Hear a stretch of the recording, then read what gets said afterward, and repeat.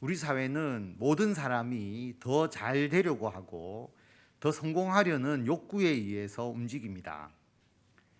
돈을 더 많이 벌고자 하는 욕구가 없다면 사람들이 열심히 일하겠습니까?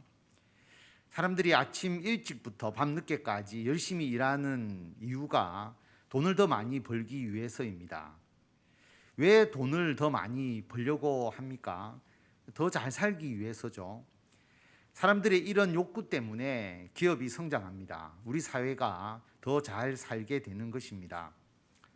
청년들이 공부를 열심히 하는 이유도 더 좋은 직장에 취업을 하기 위해서죠.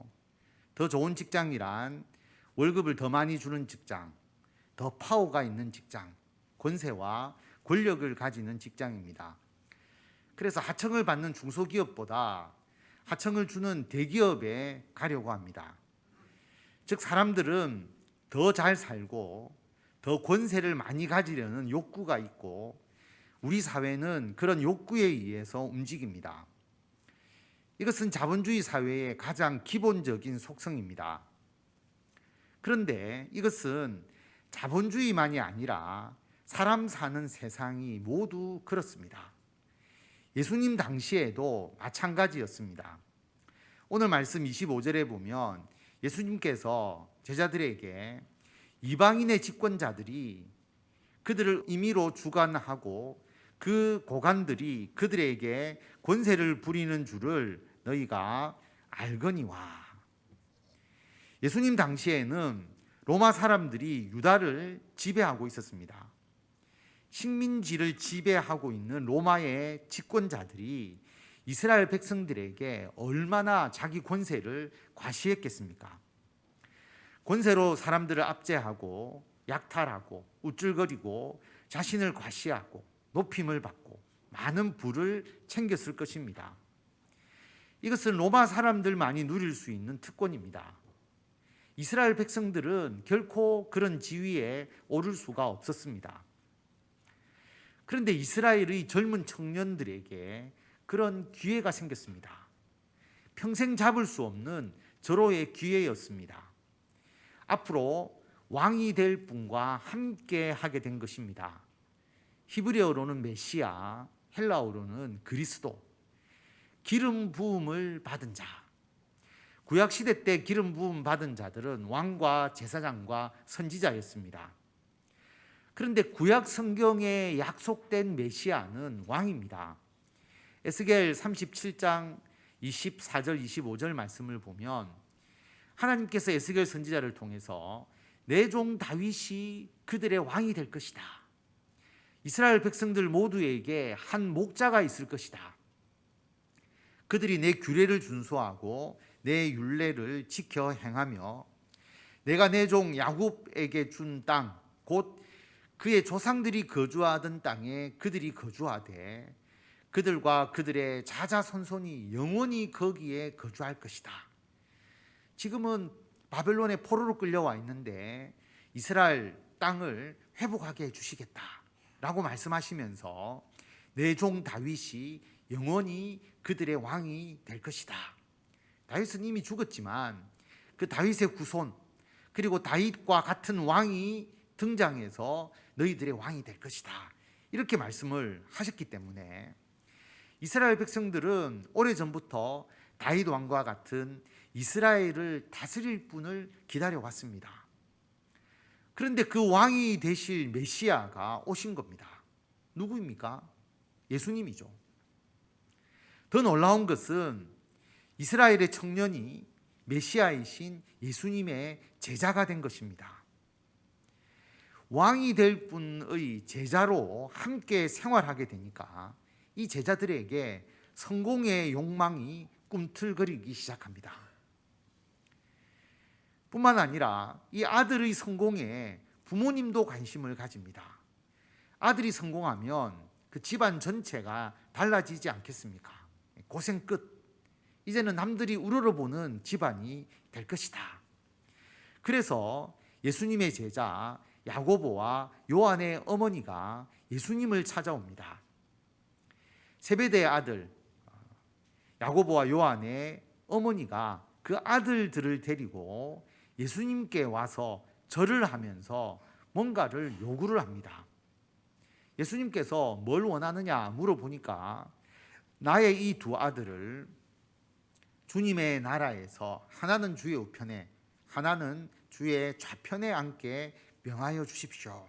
어머니는 아들을 출세시키고 싶었습니다. 그런데 어머니의 욕심은 왕이 되실 메시아의 제자가 되는 것으로 충분하지 않았습니다.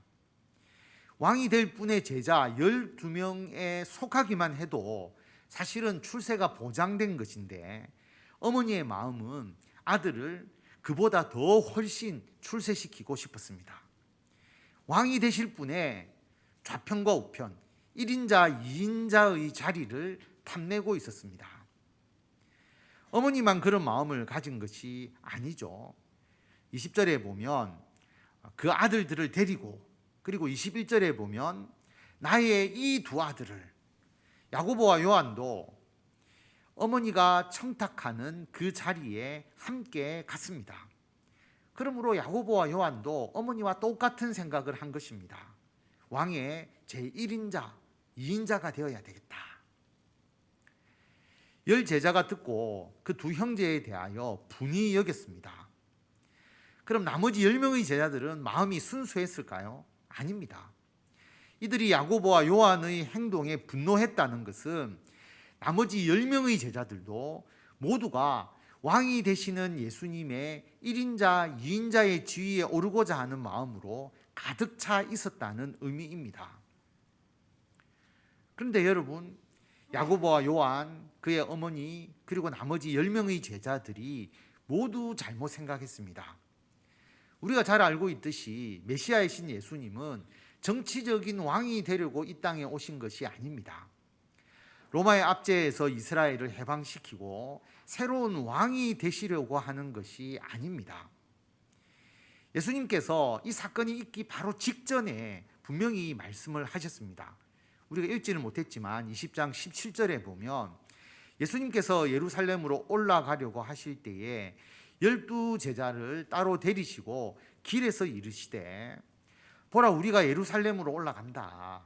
그런데 예수님께서 대제사장과 서기관들에게 넘겨지게 되고 그들이 예수님을 죽이려고 결의하게 되고 이방인들에게 넘겨주어서 예수님을 조롱하고 채찍질하고 십자가에 못 박게 하게 할 것이다.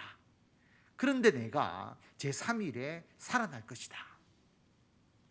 예수님께서 제자들에게 예수님의 십자가의 순환, 십자가의 죽음과 부활에 대해서 이미 말씀하셨습니다.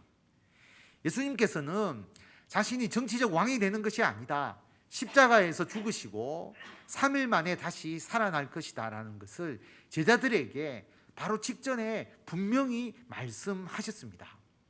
그런데 제자들이 이것을 이해하지 못했습니다. 오늘은 대림절, 대강절이라고도 하고요.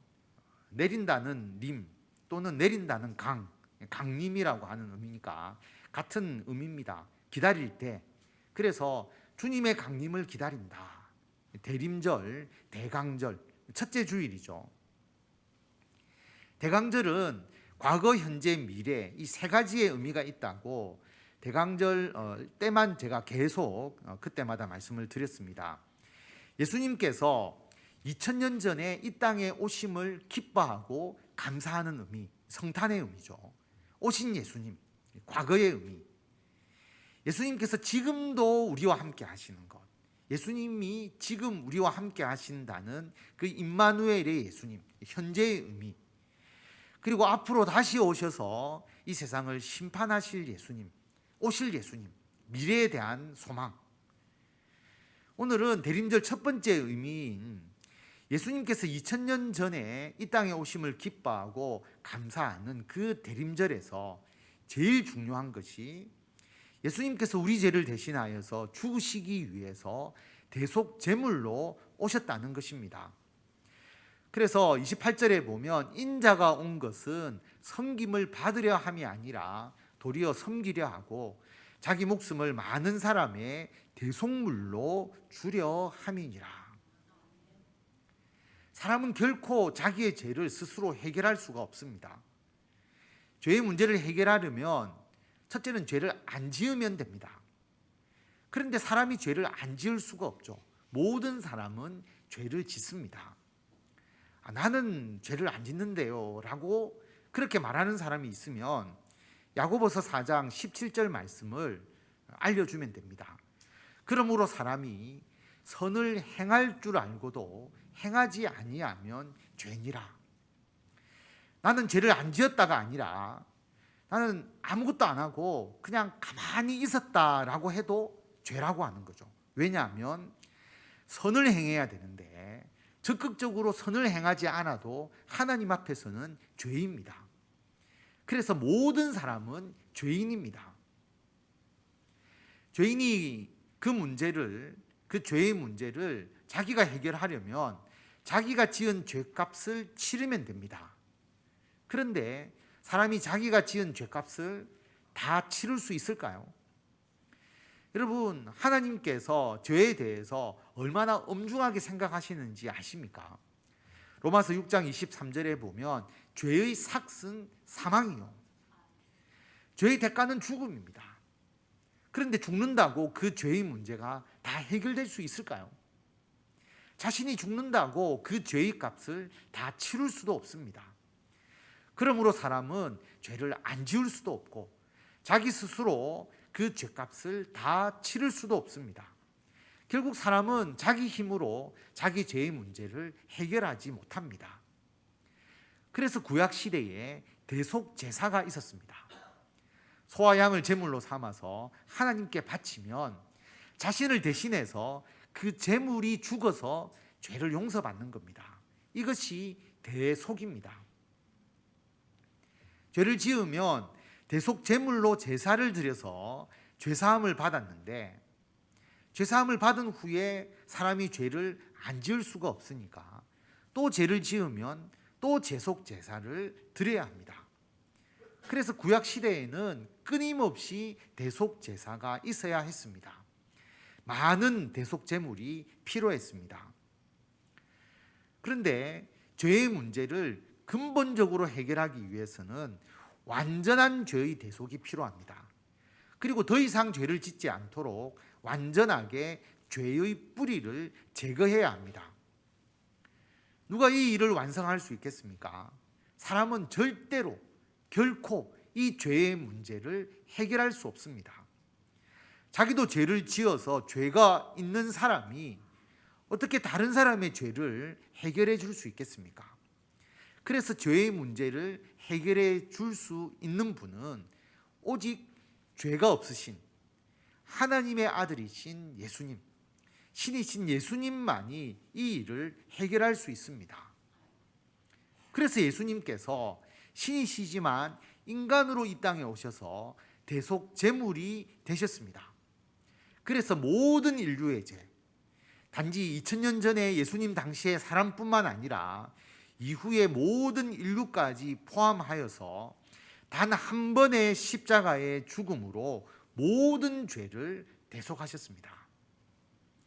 히브리서 10장에 이 내용이 잘 나와 있는데요, 이 뜻을 따라 예수 그리스도의 몸을 단번에 들이심으로 말미암아 우리가 거룩함을 얻었노라. 단 한 번의 십자가의 죽음으로 우리가 거룩함을 얻었습니다.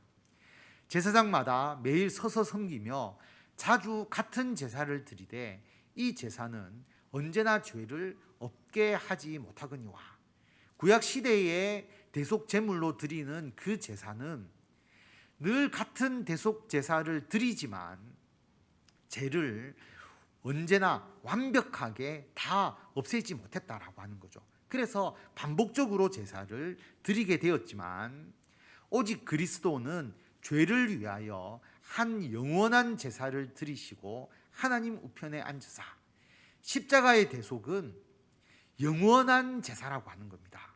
그리고 그 후에 자기 원수들을 자기 발등상이 되게 하실 때까지 기다리시나니 그가 거룩하게 된 자들을 한 번의 제사로 영원히 온전하게 하셨느니라. 예수님의 십자가의 대속은 단 한 번 있는 사건이지만 그 단 한 번의 제사로 영원히 모든 사람들의 죄를 대속해 주시는 것입니다. 그러므로 예수님의 십자가의 대속을 믿는 자에게는 더 이상 죄의 문제가 없습니다.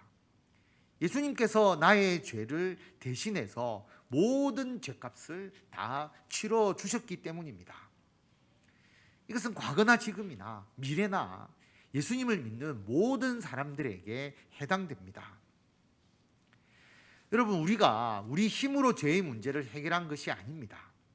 하나님의 아들 예수님께서 인간으로 이 땅에 오셔서 나를 대신하여 죽으심으로써 죄의 문제를 해결해 주셨습니다. 죄의 문제를 해결해 주셨을 뿐만 아니라 예수님을 믿는 우리들을 하나님의 자녀로 삼아 주셨습니다. 제가 굉장히 많이 듣는 예화지 않습니까? 구걸하고 물건을 훔치며 살아가던 거지를 왕이 그 거지의 모든 죄를 다 사면시켜주고 왕자로 입양시켜 주었습니다. 거지가 이제 왕궁에서 왕자로 살게 되었습니다. 그 거지가 어떤 마음으로 살겠습니까? 감사하며 새 사람이 되지 않겠습니까? 거지가 하루아침에 왕자로서 생각하고 행동은 할 수가 없지만 점점 더 왕자의 기품과 성품을 갖추어 가게 됩니다. 우리들도 예수님의 십자가의 대속의 은혜를 믿고 하나님의 자녀가 된 후에 하나님의 자녀로서 살아가게 됩니다. 우리는 예수님의 십자가의 대속의 은혜에 감사하면서 살아갑니다. 그 은혜에 감사하니까 완벽하게 우리가 하나님의 자녀로서 살아갈 수는 없지만 우리가 더 이상 죄에게 종노릇하지 않고 살아가게 되는 것이죠. 육체의 욕심을 따라 살지 않고 점점 우리가 변화되어서 하나님의 자녀로서 성령을 따라서 살아가게 됩니다. 이러므로 예수님께서 이루시는 나라는 권세와 권력에 의해서 움직이는 나라가 아닙니다. 오직 십자가의 대속의 은혜로 움직입니다. 왕이신 예수님도 십자가 대속의 은혜를 베푸셨습니다. 그러면 예수님의 은혜를 받은 제자들은 어떤 삶을 살아야 하겠습니까? 예수님께서 대답하여 이르시되 너희는 너희가 구하는 것을 알지 못하는도다. 예수님의 좌편 우편 1인자 2인자 자리를 요구하니까 너희는 너희가 구하는 것을 알지 못하는도다. 내가 마시려는 잔을 너희가 마실 수 있느냐? 그들이 말하되 할 수 있습니다. 그 잔 우리들도 마실 수 있습니다. 여러분, 이 잔은 예수님의 고난과 죽음을 의미합니다. 예수님은 왕으로서 영광을 받으시기 이전에 고난과 죽음의 길을 걸으셨습니다. 그러므로 제자들이 예수님의 우편과 좌편에 있으려면 예수님처럼 고난과 죽음의 길을 걸어야 합니다. 그래서 예수님께서는 제자들에게 너희들이 그 고난과 죽음에 동참할 수 있느냐라고 물으셨습니다. 야고보와 요한이 뭐라고 대답했습니까? 할 수 있습니다. 그렇게 대답했습니다. 제가 직장 생활할 때 면접위원으로 면접을 많이 보았죠. 면접 보러 온 지원자들이 이렇게 물어보면 모두가 자기가 잘할 수 있다라고 그렇게 말합니다. 실제로 이력을 보면 경력도 없고 실력도 분명히 없는데 물어보면 면접 볼 때는 다 잘할 수 있습니다. 열심히 하겠습니다. 왜냐하면 취직을 해야 되기 때문이죠. 제자들도 마찬가지입니다. 예수님께서 마시는 잔을 마실 수 있느냐라고 물어보니까 다 할 수 있다고 합니다. 왜냐하면 왕의 측근, 왕과 함께 누리는 그 권력의 마음을 빼앗겼기 때문입니다. 내가 왕의 1인자, 2인자만 될 수 있다면 뭐든 다 할 수 있다라고 말하는 것입니다. 연말이 되면 모든 교회에서 내년도에 교회에서 봉사하실 분을 임명하게 됩니다. 찬양대 교사, 전도팀, 차량 봉사팀, 주방 봉사팀, 교회 봉사할 일이 얼마나 많습니까? 큰 교회일수록 봉사할 사람들이 더 많이 필요하거든요. 그래서 목회자들이 성도들에게 내년도에 교회에서 봉사하라고 권유하면 대부분 못하겠다라고 하는 경우가 많다고 합니다. 취직 면접을 보면 모두가 잘할 수 있습니다, 시켜만 주십시오, 그렇게 말하는데 교회에서는 왜 봉사를 안 하려고 할까요? 십자가의 길이기 때문입니다. 희생은 있는데 보상이 없습니다. 찬양대와 교회 학교 교사를 하면 매월 300만 원을 주겠다, 그렇게 하면 서로 하겠다고 그렇게 하겠죠. 노래 못해도 저 연습해서 잘할 수 있습니다, 그렇게 이야기할 겁니다. 창세기 다음에 말라기가 있다고 생각하는 사람도 제가 성경 열심히 봐서 아이들 가르칠 수 있습니다, 지원자가 넘쳐날 겁니다. 그런데 찬양대와 교사를 하면 300만 원은 말도 안 되고 아무런 보상이 없습니다. 고생만 하죠. 실제로 제자들은 예수님께서 군병들에게 붙잡히시니까 도망갔습니다. 요한과 베드로는 예수님께서 재판받는 그 대제사장의 집까지는 따라갔습니다. 그런데 어떤 제자들도 아무도 예수님과 함께 기꺼이 잡히거나 십자가의 고난에 동참하지 않았습니다. 그런데 예수님께서 너희들 내가 마시는 잔을 마실 수 있느냐라고 물어볼 때는 왕이신 예수님의 1인자 2인자가 되는 것에만 마음이 빼앗겨 있었기 때문에 예수님의 잔을 마시는 게 무엇인지도 모르고 예수님이 받는 순환과 고난이 얼마나 어려운 것인지도 모르고 무조건 할 수 있습니다, 잔을 마실 수 있습니다, 그렇게 대답했습니다. 성도 여러분, 교회에서 봉사 그리고 여러분들이 하나님의 나라의 일을 하는데 어떤 보상도 없습니다. 보상을 기대하지 마십시오. 고생만 합니다. 내가 마시려는 잔을 너희가 마실 수 있느냐? 예수님도 겟세마네 동산에서 기도하실 때에 하나님 아버지, 할 수만 있으면 이 잔을 내게서 지나가게 해달라라고 그렇게 기도했습니다. 예수님의 잔, 그 정도로 감당할 수 없는 고난입니다. 그러므로 예수님의 잔을 너희가 마실 수 있느냐? 만약에 예수님께서 우리에게 직접 그렇게 물어보신다면 우리는 뭐라고 대답할까요? 예수님, 당연히 못하겠습니다, 절대로 못합니다, 그렇게 대답할 수밖에 없습니다. 내년에 찬양대, 교사, 구역장, 주방봉사팀, 전도팀, 기도팀, 성경공부팀 하십시오라고 말하면 여러분은 못합니다, 그게 당연하죠. 제자들은 권력의 눈이 어두워서 예수님의 잔을 마시겠다라고 뻥을 친 겁니다. 여러분은 못한다고 하셔야 되죠. 왜냐하면 아무런 보상이 없습니다. 그런데 예수님께서 이렇게 말씀을 하십니다. 23절에 보면 이르시되 너희가 과연 내 잔을 마시려니와, 너희가 과연 내 잔을 마실 것이다. 예수님의 제자들이 예수님의 잔을 마시게 된다는 겁니다. 예수님의 제자들이 다 도망가고 예수님을 버리지만 나중에 예수님의 부활 이후에 제자들도 예수님처럼 고난과 순교의 길을 걸을 것임을 말씀하셨습니다. 제자들, 예수님, 우리가 예수님의 잔을 마실 수 있습니다. 예수님께서 뻥치지 마라, 너희들 도망갈 거다. 예수님, 도저히 예수님의 잔을 마시지 못하겠습니다. 지금은 너희들이 못하겠다고 말하지만 결국은 너희들이 내 잔을 마시게 될 것이다. 무슨 말입니까? 할 수 있습니다, 하겠다라고 해도, 못하겠습니다, 못하겠다라고 말하더라도 결국은 모두가 예수님의 잔을 함께 마시는 길을 걸어가게 된다. 왜 그렇습니까? 예수님의 잔을 마시는 이 길은 인간적인 힘으로 하는 일이 아니기 때문입니다. 인간적인 생각으로는 도저히 할 수 없는 일이지만 예수님의 십자가의 대속의 은혜로 할 수 있습니다.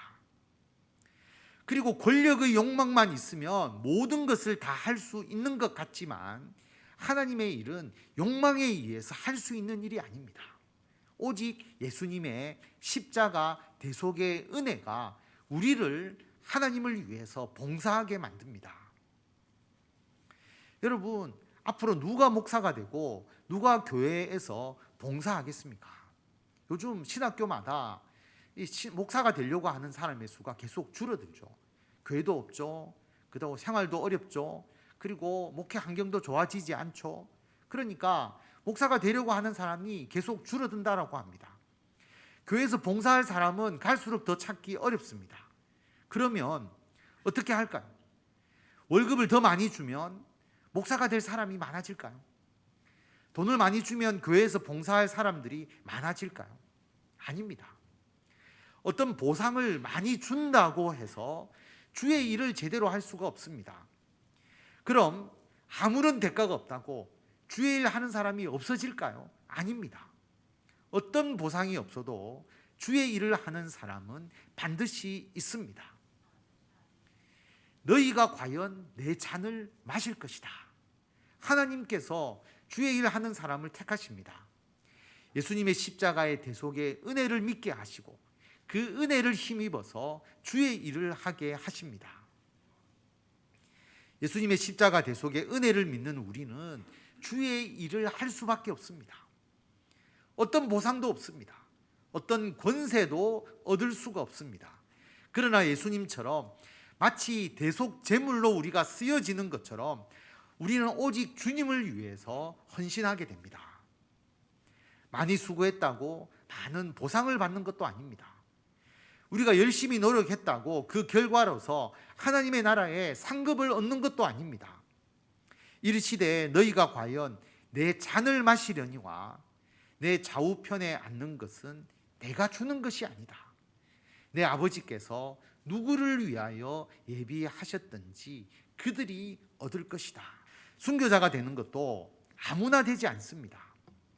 야고보는 12명의 제자들 중에서 첫 순교자가 되죠. 주님의 좌우편에 앉기를 요청했는데 그 야고보가 12명의 제자 중 첫 순교자가 됩니다. 그런데 순교자가 되는 것도 자기가 선택한 것이 아닙니다. 베드로가 예수님의 수제자인 것, 베드로가 뛰어나서입니까? 아닙니다. 하나님께서 그 역할을 주신 것뿐입니다.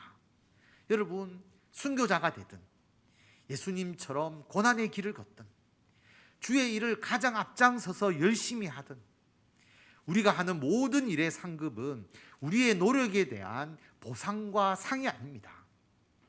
우리는 예수님의 십자가의 대속의 은혜로 말미암아 아무런 대가를 바라지 않고 감사하는 마음으로 봉사할 뿐입니다. 그 어떤 상급이나 어떤 권세를 기대하고 주의 일을 하지 않습니다. 하나님의 나라의 상급은 하나님께서 알아서 주십니다. 그러므로 여러분이 주님의 일을 할 때에 내가 높아지고 권세를 잡고자 하는 욕망으로 일해서는 안 됩니다. 내가 수고했으니 이를 통해서 더 큰 지위를 얻으려는 욕망이 있었어도 안 됩니다. 그럼 이것은 교회에서뿐만 아니라 우리가 살아가는 모든 삶에 있어서 그렇습니다. 세상은 경쟁 사회이죠. 남보다 더 잘되고 더 성공하고 더 권세를 잡고자 하는 욕망으로 경쟁을 합니다. 입시 경쟁, 합격한 자가 있고 낙방한 자가 있습니다. 시험 경쟁, 합격자가 있고 불합격자가 있습니다. 승진 경쟁, 직장에서 승진하는 자가 있고 승진하지 못하는 자가 있습니다. 계약 경쟁, 계약을 하는 자가 있고 계약에 실패하는 자로 나누어집니다. 여러분, 이 경쟁을 양보할 수 있겠습니까? 이건 양보할 수 있는 게 아닙니다. 예수님을 믿는 사람들도 이 경쟁을 해야 합니다. 그런데 우리가 경쟁하는 이유가 높은 곳에 올라가서 남을 지배하고자 하는 것이 되어서는 안 됩니다. 이것은 세상적인 것입니다. 예수님께서 제자들을 불러다가 이방인의 집권자들이 그들을 임의로 주관하고 그 고관들이 그들에게 권세를 부리는 줄을 너희가 알지 않느냐. 그런데 이방의 집권자들은 그렇게 하지만 너희는 그렇지 않아야 한다. 너희 중에 누구든지 크고자 하는 자는 너희를 섬기는 자가 되어야 하고 너희 중에 누구든지 으뜸이 되고자 하는 자는 너희의 종이 되어야 한다. 여러분, 으뜸이 되고자 하고 크고자 하는 것이 문제가 있다는 것이 아닙니다. 우리들도 세상에서 으뜸이 되고 그리고 크고자 하는 마음을 가지고 있어야 합니다.